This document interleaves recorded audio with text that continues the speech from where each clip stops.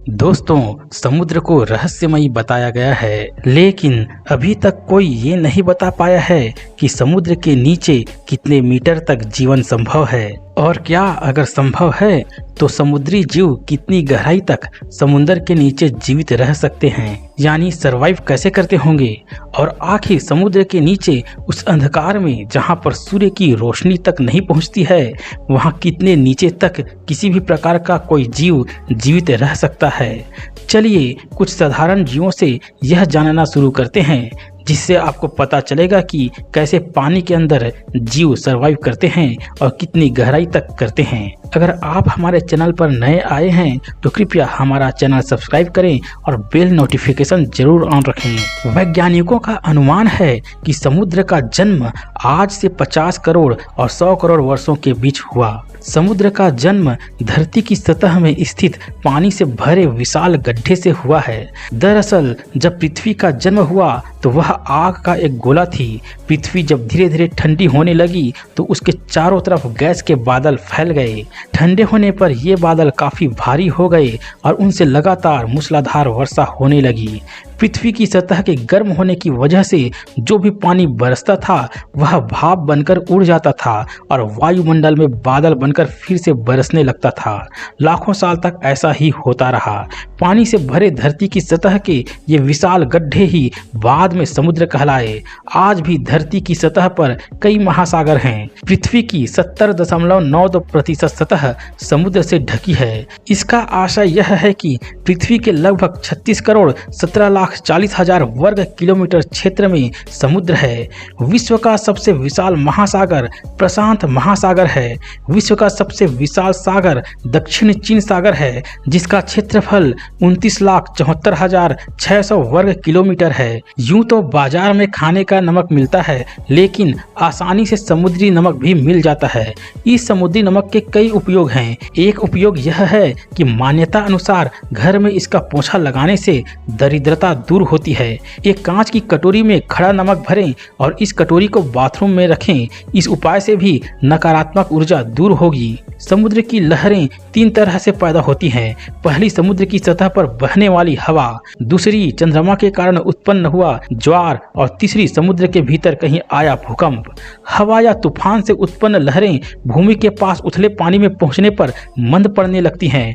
फिर भी कभी कभी इनकी ऊंचाई 30 से 50 मीटर तक हो सकती है। अधिक ऊंची लहरें अस्थिर हो जाती हैं और अंततः सागर तट पर झाग के रूप में टूटती हैं। सुनामी नामक लहरें समुद्र तल पर आए भूकंप या भूस्खलन की वजह से उत्पन्न होती हैं और सागर के बाहर मुश्किल से ही दिखाई देती हैं, लेकिन किनारे पर पहुंचने पर ये लहरें विनाशकारी रूप धारण कर लेती हैं। चंद्रमा से उत्पन्न लहरें भी कभी कभी विनाशकारी साबित होती हैं। समुद्री जीव 2 प्रकार के होते हैं, पौधे तथा प्राणी। समुद्री जीवन धरती की अपेक्षा कहीं ज्यादा विचित्र और रहस्यों से भरा है। यहाँ एक ओर विशालकाय व्हेल है तो दूसरी ओर आंखों से न दिखने वाली मछलियां तथा जीव भी अपना जीवन जी रहे हैं। आपको यह जानकर आश्चर्य होगा कि ब्लू व्हेल की जीभ का वजन हाथी के बराबर होता है। महासागर में मौजूद सबसे छोटा जीव प्लैंकटन है। क्या सचमुच समुद्र में मत्स्य मानव, नागकन्या या जलपरियां रहती हैं? दुनिया भर की लोक कथाओं में इन जलपरियों के बारे में बहुत सी कथाएं पढ़ने को मिलती हैं। कहते हैं कि कुंती पुत्र अर्जुन की एक पत्नी जलपरी ही थी। कुछ वर्ष पूर्व अमेरिकी समुद्र में एक इसी तरह की मत्स्य कन्या पाई गई थी। हालांकि उसे निकालने के पूर्व ही वह दहशत के कारण मर गई थी। अखबारों में इसके चित्र भी छपे थे। हालांकि यह खबर कितनी सच थी यह कोई नहीं जानता। हमारी इस विशाल पृथ्वी का 2/3 से भी ज्यादा हिस्सा समुद्र के रूप में जल ने घेर रखा है। समुद्र में पृथ्वी से भी ज्यादा जीव अपना अस्तित्व बनाए हुए हैं। ये सभी जीव मिलकर एक अद्भुत एवं रोचक संसार को जन्म देते हैं। ऐसा नहीं है कि समुद्र में मौजूद जीवन केवल उसकी सतह पर ही विचरता है।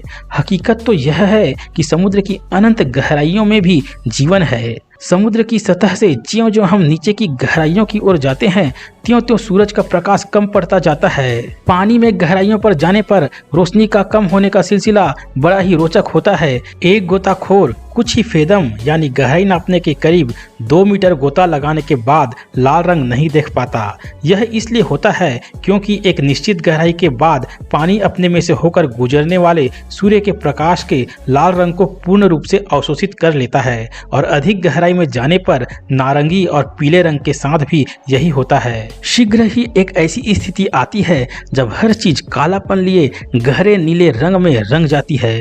अगर कोई व्यक्ति किसी तरीके से सागर के कुल 600 मीटर तक नीचे जाए तो उसे वहां पूर्ण अंधकार के सिवा और कुछ भी नजर नहीं आएगा। वह क्या चीज होगी जो इतने अंधकार में रहती होगी? वैज्ञानिक अक्सर यह पूछा करते हैं। अपने इस सवाल का जवाब पाने के लिए उन्होंने समुद्र में जाल और ड्रेजर शिपियों को खोज करने वाला एक विशेष जाल डाले ताकि मछलियों और अन्य समुद्री जीवों को पकड़ सकें।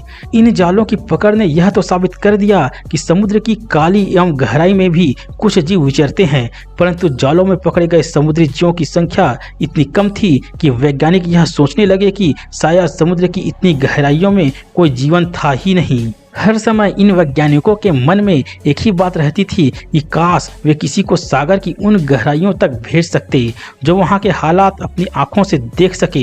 यह इसलिए भी जरूरी था क्योंकि एक वैज्ञानिक तभी किसी चीज के बारे में निष्कर्ष निकाल सकते थे जबकि उस चीज को अपनी आंखों से स्पष्ट देखा हो और जो अपने साथ उसका स्पष्ट हुलिये ला सके और उसे चित्रित कर उसकी वैज्ञानिक सूचना दे सके।